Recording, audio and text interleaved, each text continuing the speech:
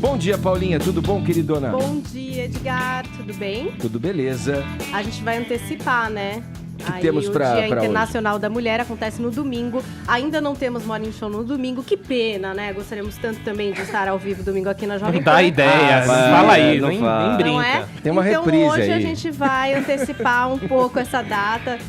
Eu vou trazer alguns dados aqui.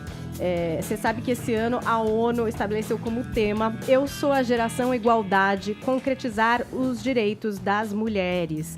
Tem uma plataforma chamada Plataforma de Ação de Pequim, que aconteceu em 1995 numa convenção da ONU, onde foram levantados 12 áreas de preocupação prioritária em relação aos direitos da mulher. São, enfim, muitas, eu vou citar só algumas aqui, que são bastante comuns e a gente discute até aqui no Morning Show. A desigualdade no acesso à educação e à capacitação, a violência contra a mulher, a desigualdade em relação à participação no poder político e nas instâncias decisórias, as deficiências na promoção e proteção dos direitos da mulher, necessidades de proteção e promoção voltadas especificamente para os direitos da menina, né, também. Então, esses são alguns pontos que já foram levantados em 1995 como prioritários. Existem alguns ganhos que aconteceram nesse tempo? Sim, mas não tão rápidos quanto a ONU, por exemplo, gostaria, e as pessoas que fazem aí todo um trabalho de defesa do direito das mulheres. Então, ainda eles gostariam de conquistar maior velocidade para conquistar esses direitos, e eles dizem aqui também da ameaça da perda de direitos em alguns países, em alguns lugares. Direitos que foram conquistados nesse período. Pois é. Então, também existe essa nuvem negra, Mas digamos quais direitos assim. especificamente? Eles não citam, mas dizem que existem sim em alguns países. O que saiu também foi um estudo bastante interessante, talvez polêmico não sei, aqui da ONU. Foi um estudo feito em 75 países, um estudo promovido pelo Programa das Nações Unidas para o Desenvolvimento e que traz um dado aí que eu vou apresentar agora para vocês, que a maioria da população mundial acredita que homens são melhores, por exemplo, políticos e líderes de negócios do que mulheres. Então, é uma questão aí de preconceito de gênero, que não só os homens têm, mas também as mulheres. Então, 9 a cada 10 pessoas, inclusive mulheres, têm essa questão do preconceito de gênero. E aí, eles trouxeram também em quais países isso acontece mais. Então, por exemplo, no Paquistão, 99,81% tem ao menos um preconceito em relação às mulheres. E aí, seguido do Catar e da Nigéria, né? Os países menos sexistas seriam Andorra, Suécia e Holanda. Na América Latina, a gente tem aí o Equador como mais sexista, seguido por Colômbia, Brasil, Peru e México. Depois a gente tem Argentina, Chile e Uruguai com um percentual igual. Não tem muito detalhamento dessa pesquisa, até seria interessante, porque aqui, pelo menos um ponto em que é sexista. Então, um ponto em que, 99,80% dos entrevistados acreditam que homens são melhores do que as mulheres. Aí as pessoas acreditam, por exemplo, que ir à universidade é mais importante para os homens, né, do que é para as mulheres. Sim. Então, esse é o tipo de pergunta que aconteceu aí dentro dessa pesquisa. E isso é considerado pela ONU as barreiras invisíveis, porque algumas são muito visíveis, né? A violência contra a mulher hoje está bem visibilizada no Brasil. Até os números do feminicídio aumentaram. Muitos acreditam que também porque o crime hoje é qualificado como feminicídio, né, reconhecido como feminicídio. Mas existem essas barreiras invisíveis e que muitas vezes são tratadas como o quê? Mimimi, né, Edgar? Vitimismo. Eu acho que um pouco isso entra também no bojo do que a gente falava aqui, sobre a questão das cotas femininas para a política. Porque em si é uma iniciativa bem intencionada que acabou gerando o tiro meio que saiu pela culatra pela questão dos laranjas, todas das mulheres serem usadas pelos partidos por conta das verbas partidárias, das verbas do fundo eleitoral, enfim. Mas a ideia, talvez, na sua origem, detecte já essa barreira invisível que você se refere aí da pesquisa, da não participação tão efetiva da mulher na política. Por que isso acontece? O que vem primeiro?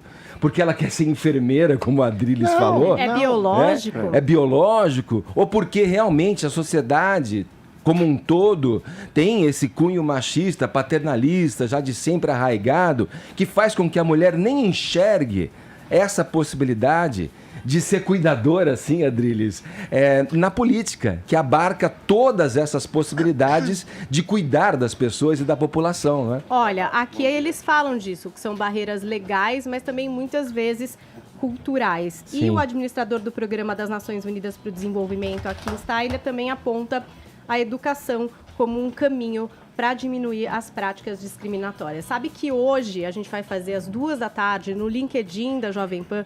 O Grupo Jovem Pan tem um LinkedIn oficial agora, então se vocês ainda não seguem, podem seguir. A gente tem feito lives ali muito interessantes.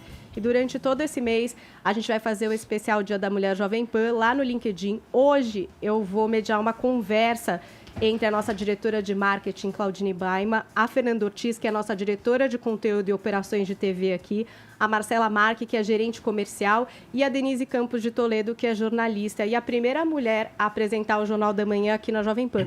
Então, a gente vai ter essas profissionais da Jovem Pan nessa sexta-feira, às 14h, nessa live do LinkedIn.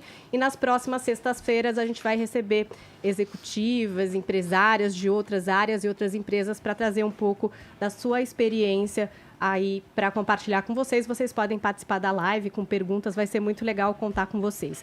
E a gente vai usar a hashtag aqui no Morning Show e também para interatividade ali no LinkedIn, na iniciativa da Estela Malta, a hashtag é Mais Mulheres. Sim. Então participem com tudo isso, porque queremos, querido, mais mulheres ganhando mais. Mais mulheres mandando, Adriles, mesmo que a biologia... Eu quero saber se elas querem, só isso. Eu só Ganhar falo da mais? liberdade das Queremos mulheres. mais mulheres no topo do Everest, amor. E o Alex Rufo participa hoje aqui com a gente, trazendo a história dessa primeira mulher da Arábia Saudita a subir ao topo da maior montanha do mundo. Vamos conferir.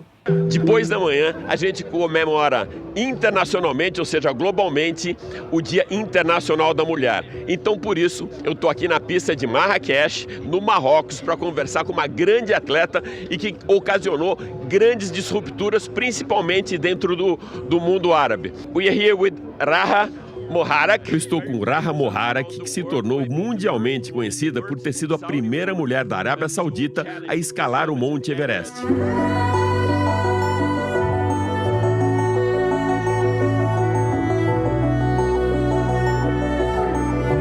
Bem-vinda à Jovem Pan. Muito obrigada por me receber. Obrigada. Como foi esse desafio do Everest? Escalar antes o Monte Kilimanjaro abriu as portas para que você enfrentasse mais esse desafio? Certamente, foi através do Kilimanjaro que descobri o mundo das aventuras e as escaladas das montanhas.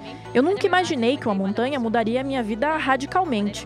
Então, com certeza, foi com a escalada do Kilimanjaro que tudo começou. Você já tinha desafiado o Kilimanjaro e o Monte Everest. Essas duas grandes conquistas abriram portas para outros desafios? Com certeza, foi ali que eu percebi que ainda tinha muito para descobrir e fazer. Desde que eu comecei a subir montanhas, passei a ter coragem para enfrentar outros desafios. Esse realmente foi um grande desafio, mas me parece que teve um ainda maior, que foi o de desafiar uma cultura tão restrita e limitada como a árabe. Meu objetivo não era desafiar a cultura árabe. A única coisa que eu queria era provar que, como mulher, eu poderia fazer o que eu quisesse, sem diferenças para os homens. O mais importante foi provar para mim mesma que eu conseguia atingir o meu objetivo. Como uma mulher, seja da Arábia Saudita ou de qualquer outro lugar do mundo, posso dizer que você é capaz de realizar tudo o que almeja. Estamos num circuito de corrida no mundo dos meninos. Eu não podia nem comentar isso nos dias de hoje. Da mesma maneira, então, é o mundo dos meninos para os que escalam as montanhas montanhas do Everest. Como foi essa disruptura para você? Você enfrentou algum problema com os homens no mundo dos esportes? Acho que em todo esporte dominado pelos homens, existe uma grande barreira a ser rompida pela mulher. Mas no momento que você consegue, passa a ter muitos aliados. Muitos homens passaram a incentivar e apoiar a minha carreira. Você tem que ter peito de ir atrás. Você vai ser rotulada com uma série de estereótipos, você é tratada de uma maneira que não gostaria, mas depende de nós, mulheres, mostrarmos que esses rótulos são equivocados. Você acha que a sua determinação e atitude elas podem servir como exemplo para a próxima geração das mulheres árabes? Espero que sim. Isso seria uma honra pela minha história, pelo meu legado, poder inspirar outras mulheres a irem atrás de seus sonhos. Esse é um grande legado que eu nunca vou deixar para trás. Com certeza, se um dia alguma mulher chegar para mim e disser, por sua causa eu mudei a minha vida, será uma grande realização, uma grande conquista da qual eu vou me sentir muito orgulhosa por ter cumprido esse papel. Uma última pergunta, Raha. Você acha que houve mudanças nos últimos anos em relação a essas disrupturas? 100%. Sim, 100%. Eu posso notar uma enorme diferença, não só na minha geração, como também nos últimos 45 anos. Enormes mudanças mesmo. Hoje temos muito mais oportunidades para as mulheres. As leis mudaram para proteger as mulheres com uma mentalidade diferente. Em geral, você pode claramente perceber um movimento evolutivo que caminha para uma nova Arábia Saudita.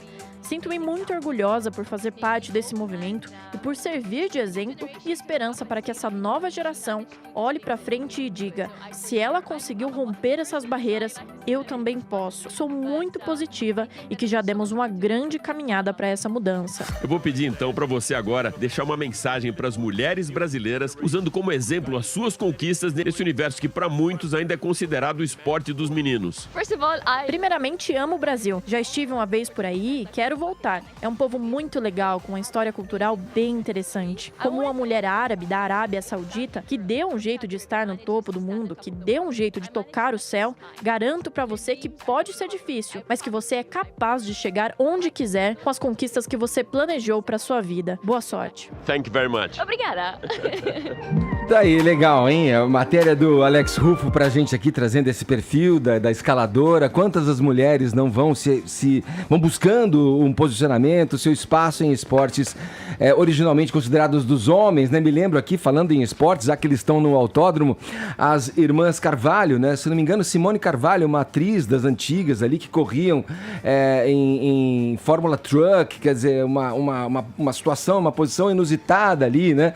E eu aproveito já, que estamos falando do Dia Internacional das Mulheres, no próximo domingo que a Paulinha trouxe aqui, e de mulheres no esporte, mandar um abraço aqui para Georgia Bruder, que faz parte do Snipe Divas, que é um clube de velejo lá da Represa Guarapiranga, do Yacht Clube Paulista. Elas que organizam um festival e dão uma força, uma pilha para o esporte, para cada vez mais mulheres se envolvam em velejar, em esportes náuticos, digamos assim. Ela faz parte do Snipe Divas, então parabéns pelo trabalho de vocês aí, já que estamos misturando esporte ao Dia Internacional das Mulheres. A nossa hashtag para você interagir, Paulinha já trouxe, mas repito aqui, mais mulheres, vai lá no Twitter, interaja com a gente, e eu aproveito para dar as boas-vindas aqui aos nossos colegas que integram essa bancada nessa sexta-feira. O Alessandro Santana, do canal do Negão, tá com a gente aqui. Bem-vindo, Alessandro. Bom dia. Obrigadão pelo convite. Vamos nessa. E o Guga Noblat também, que vira e mexe, passa por aqui e hoje marca presença. Valeu, Guga. Tamo junto aí, vamos nessa. Aliás, vamos seguir nesse bate-papo aqui para tentar debater e trazer à tona aqui algum posicionamento de cada um de vocês acerca dessa luta, né? E qual deve ser a luta dos homens também nessa luta feminina e feminista por direitos iguais, já que Paulinha trouxe esses dados pra gente aqui, relativos à equidade de gênero e tal. Vamos lá, quem quer começar? Eu. Vai lá, Adriles. Fominha. O cara é um educado, né? Tem dois convidados aqui, ele quer começar. Ele não deu nem tempo. É um anfitrião maravilhoso. Maravilhoso. A gente não quer ouvir os outros. Tá todo mundo querendo te ouvir hoje. Vai lá, Adriles, manda. Tá bom, eu vou fazer só essa descortesia, mas é assim, porque tá quente em relação às informações da Paulinha. Eu considero que realmente, por exemplo, em países do Oriente Médio, existe sim, de maneira crassa, clara e absoluta e total, um tipo de machismo que é evidente, que é total, que é absoluto, que deve ser combatido. e que é complicado, porque esse machismo está arraigado na cultura teocrática dentro dos próprios fundamentos do islamismo. Isso não é preconceito, isso é um conceito. O próprio Islã diz que a mulher deve se subordinar ao homem. Servir o homem. Para quem não sabe, Islã significa submissão. Submissão é sempre uma hierarquia, do homem a Deus, da mulher ao homem e assim por diante, aos filhos, aos pais, etc. Ou seja, ele pressupõe que a mulher seja uma cidadã de segunda categoria. E a gente vê, infelizmente, em países como Turquia, que mulheres estupradas são obrigadas a se casarem com seus estupradores para não perderem a honra, que mulheres, às vezes, não podem estudar, não podem dirigir, não pode andar sozinhos, um homem pode casar com 4 mulheres. Agora, em relação ao Ocidente, existe, claro, machismo. No Brasil, especificamente, é claro que existem pessoas, homens machistas.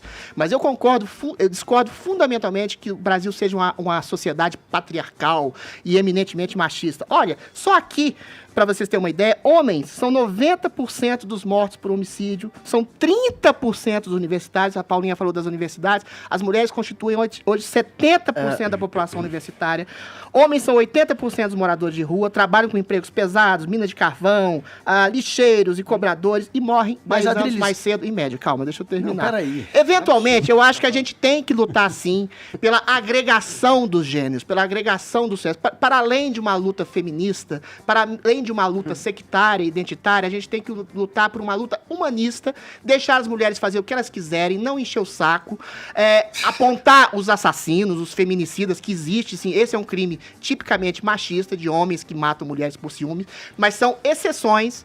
Não é a natureza humana masculina que mata as mulheres, são alguns psicopatas e canalhas machistas que matam mulheres. Não é a sociedade patriarcal. Também, de certa maneira, de alguma forma que acaba fazendo que as mulheres sejam reprimidas e não estou falando disso de forma não dizendo que é importante apontar por uma lógica onde o machismo existe de fato, as regiões, e onde há uma distorção entre igualdade, por exemplo, igualdade forçada, forçar mulheres a quererem ser executivas, quererem ser políticas, quando a natureza delas, biológica, isso incrustado em pesquisas factuais, vai para outro lugar. Ou seja, mulheres preferem profissões ligadas a cuidado e não a serem executivas. Elas engravidam, elas preferem ser mães muito mais do que ser executivas ou políticas. Fala aí, Guga, com você, vai. Isso é uma questão cultural, não tem nada a ver. Primeiro, você fala para as mulheres não encherem o saco, claramente você está querendo dizer, não encher o saco delas. As mulheres não encherem o saco, isso é assédio. Não, homem não encher o saco das mulheres, não falei isso não. Você falou para as mulheres pararem de encher o saco. Homens! Agora voltando, tudo bem, tá muito confuso o que você está falando, tá bem confuso o que você está falando. Agora, você tá querendo pegar uma questão que é cultural, que bom que você começou se referindo à religião. Sim. Realmente, a religião, ela tem esse traço machista. E não só a religião muçulmana e islâmica, como você fez questão de frisar e separar. Muito pelo contrário. As religiões do Ocidente, o judaísmo ou o cristianismo, sempre são e foram ainda mais machistas no passado. Eles estão passando por um momento de transição, mas não deixa de ser uma religião muito machista. E hoje a gente tem uma sociedade machista porque a gente tem uma sociedade muito atrelada a esses costumes religiosos e tem sim essa carga religiosa cristã, judaico-cristã, que é machista e que faz com que você, a mãe de Deus é Maria, meu esse show de machismo eu acho. Mas só deixa eu só colocar uma coisa, o que o Google está trazendo também, em cima do que o Adriles falou, veja quantas posições de liderança na questão da religião, seja no catolicismo, no islamismo nem se fala, ocupadas por mulheres. É um ponto. Claro. Agora, eu fui só para citar aqui um exemplo prático, eu fui num casamento de amigos queridos, há não muito tempo, e o discurso do padre ali para o enlace incluía a seguinte frase, meus amigos, dirigida à noiva: você está pronta para servir ao marido até o fim dos seus dias. Essa é uma frase anacrônica para dizer o mínimo. Mas servir a família pode ter várias interpretações. No final das contas, não é o que vai rolar, mano. Eu tenho 40 anos de vida, eu nasci numa família em quem manda são as mulheres. Os homens dão a última palavra, que normalmente é tá bom amor. Entendeu? E no caso dessa moça aí, a maior vitória dela não foi ela ter subido um monte lá e tal, foi o fato dela ter enfrentado justamente o que o Adriles falou. Ela enfrentou o Islã, de certa forma, ali. Mas sobre aqui no Brasil, eu dou minha opinião como skatista. Eu ando de skate, que é um esporte, 90% masculino, entendeu? Em que as meninas, no passado, meio que não digo masculinizavam, mas quase que para serem aceitas, elas se portavam como homens, entendeu? Mesmo sendo bem femininas. Hoje em dia isso mudou bastante. Eu acredito que muito graças a Letícia Buffoni, só que eu conheci a Letícia pequenininha. Eu vi a Letícia ser ajudada justamente por homens. Nunca vi um homem chegar na Letícia e falar: Letícia, você não vai andar aqui. Na verdade, foi até o padrasto dela, o pai, não lembro na época, que era contra, porque falava que ela ia ficar masculinizada, e eu ouvi isso de muitos pais, entendeu? Mas a Letícia chegou onde ela chegou graças aos homens. Os homens ajudaram ela, os campeonatos são feitos por homens, mas a gente tem a categoria feminina. A Letícia, por muito tempo, correu junto com os meninos. A gente dá preferência para as meninas, entendeu? Eu, por exemplo, tenho uma filha e ficaria super feliz que ela andasse de skate, apesar dela pequenininha não estar muito afim. A gente não quer obrigar as mulheres a andarem de skate, ou ser políticos, ou ser executivos. Esse é o ponto. Obviamente, no caso dessa menina, por exemplo, mas a gente fica super feliz quando ela... No caso da Letícia, por exemplo... Fala, Vini. Alessandro, vai ser um caso importante, porque vai abrir ainda mais espaço para outras meninas que vão se espelhar nela para entrar. Você falou da Letícia, a gente tem a Karen Jones.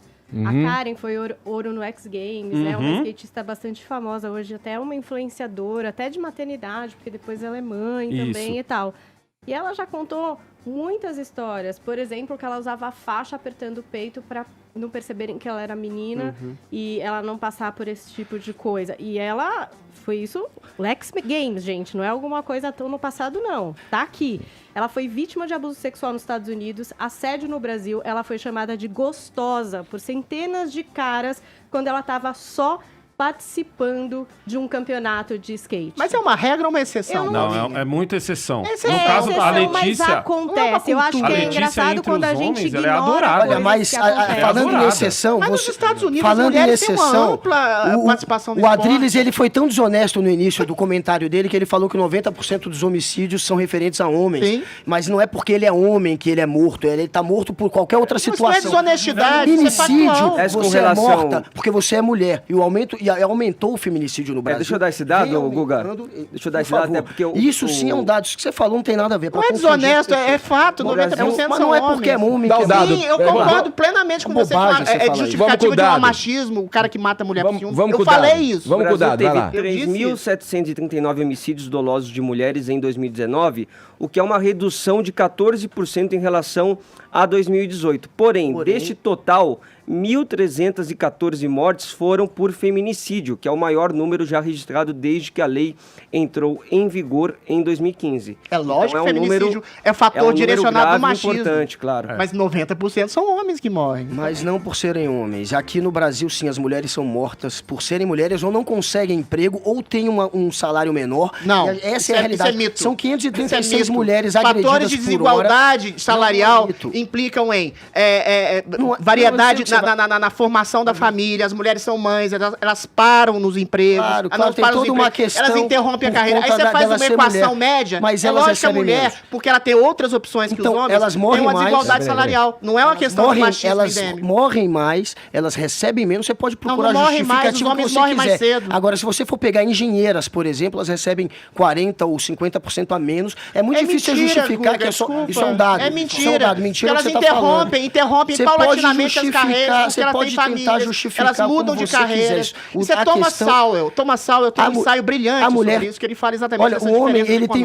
O benefício é sempre pro lado do homem aqui na nossa sociedade, que é patriarcal, sim, que é machista, historicamente. Desculpa, o Brasil não é patriarcal, já foi. 50, 60 anos atrás. A mulher morre mais, recebe menos. 50, você não recebe menos, é mentira. Não é mentira. É porque ela interrompe as carreiras, elas não se dedicam às carreiras. Peraí, Adriles, só o seguinte. Eu acho que é o seguinte, vocês estão defendendo também a participação da mulher, seja ela espontânea ou não, por outras vias. Nós estamos falando aqui com o mesmo objetivo. Com certeza. Só que eu acho que quando você diz que a ascensão das mulheres, acho que o Alessandro falou uma coisa que me chamou a atenção, que é o seguinte, quando a gente fala da ascensão das mulheres, seja no skate, seja em esportes originalmente considerados predominantemente masculinos, tudo, por que isso acontece? Ora, nós vamos colocar a conta de um discurso ideológico, um discurso politizado que quer impor à mulher que ela participe da vida? Se isso é uma coisa que resulta em algo bom, na ascensão da mulher, seja no skate, no automobilismo ou na política... Querer, simples assim, olha, é bom. Mas ela precisa querer. Você forçar uma escolha... Mas você acusa o movimento. Eu sei dizer pelo meu ponto de vista do esporte, entendeu? Que eu sou muito ligado ao skate. Bom. E a gente para a pista quando tem uma menina andando, a gente ajuda porque a gente quer que cada vez mais mulheres participem. Se ela for esforçada, se elas quiserem. Aí é que a gente... é muito simples, elas quererem. Mas quem que tá impondo que você não pode empurrar. Não, quando você coloca uma... O discurso de ontem, por exemplo, quando você estabelece um princípio de cotas em um parlamento, quando as mulheres talvez não tenham tanto interesse assim em participar efetivamente da vida política, como isso uma é uma correção, obrigação. como uma correção momentânea. Você não pode corrigir a liberdade de expressão e de ação das pessoas. Mas ninguém tá obrigando, mesmo com cota, a mulher ir lá é um tipo de impor, É uma maneira de você estimular os partidos a procurarem candidatas mulheres, porque é óbvio que elas querem... É muito simples, elas querem concorrer, basta as mulheres votarem sim as mulheres, basta as mulheres quererem participar da vida política. Meu Deus, não há nenhum tipo de lei que impede as mulheres de participarem da vida política no país. A gente precisa, sim, criar políticas para estimular. Vamos lá. De ação. Olha, Isso dá certo. Para as mulheres. Paulinha, alguma palavra? Se vocês puderem ser aliados... Exato. É isso que todo mundo precisa. Exato. Porque muita gente... É exatamente o que eu penso também. Eu quero liberdade para as mulheres, meu Deus. Uma oposição a uma coisa assim, o machismo mata. O feminismo, não. Ele não é contra o homem. Não é. Apesar de muita gente... Não deve ser. Depende, Paula, depende. Ué, não deve você ser. quer falar disso, Há vários Adriles, setores do porque eu feminismo, não é um só. Pra fechar, vai, Paulinha, por favor. E aí que eu acho que mora o erro. O homem, o papel do homem nessa história toda é ser um aliado. É ouvir, talvez, mais do que falar.